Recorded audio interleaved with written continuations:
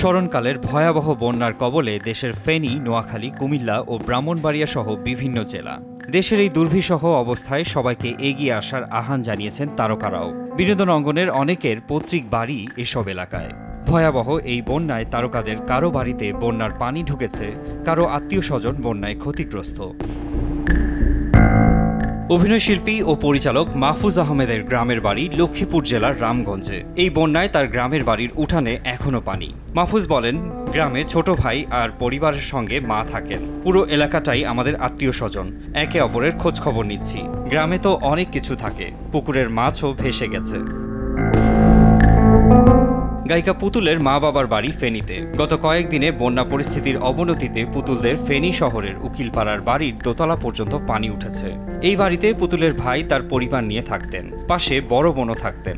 শহরের সেই বাড়িতে পানিবন্দী সবাই। গত বৃহস্পতিবার থেকে ভাই বোনের খোঁজও পাচ্ছিলেন না পুতুল। পরবর্তীতে ভাইয়ের খোঁজ পাওয়া গেছে বলে জানান তিনি, তবে বোনের পরিবারের খোঁজ তিনি এখনো পাননি।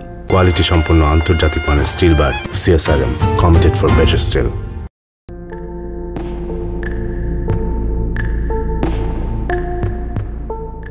ফেনী শহরের নাজির রোডের রেলগেটের পাশে নির্মাতা গিয়াসউদ্দিন সেলিমের বাড়ি। ওখানে তার ভাইয়ের পরিবার থাকে। তার মা ঢাকা আর ফেনী মিলিয়েই থাকেন।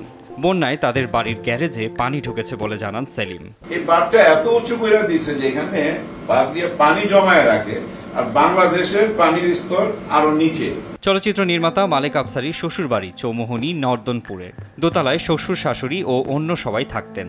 বন্যার পানি ঘরে ঢুকেছে বলে জানান এই নির্মাতা। তিনি বলেন, খাট পর্যন্ত পানি। সবাই নিচতলা থেকে দোতলায় গিয়ে আশ্রয় নিয়েছেন। কারেন্ট নাই, তাই মোবাইলের চার্জ দিতেও পারছেন না কেউ। তবে খবর নিয়ে জানতে পেরেছেন পানি কমতে শুরু করেছে। রিয়েলিটি শো মিরাকেল আক্কেল চ্যালেঞ্জার্স দিয়ে পরিচিতি পান অভিনেতা জামিল হোসেন। এই তারকার গ্রামের বাড়ি মাইজদি শহরের বাবুনগরের হাসানহাট এলাকায়। বন্যায় তার গ্রামের বাড়িতে পানি ঢুকে পড়েছে। তিনি জানান, ঘরে তার কোমর সমান পানি। বন্যার ভয়াবহতা টের পেয়ে বাড়িতে থাকা পরিবারের সদস্যরা শহরের আত্মীয় স্বজনের বাসায় আশ্রয় নিয়েছেন।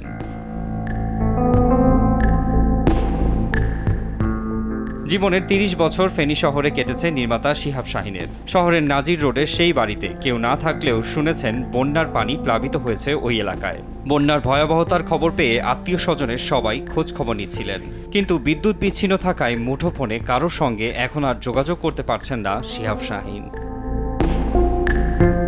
মারজান ইভান, RTV।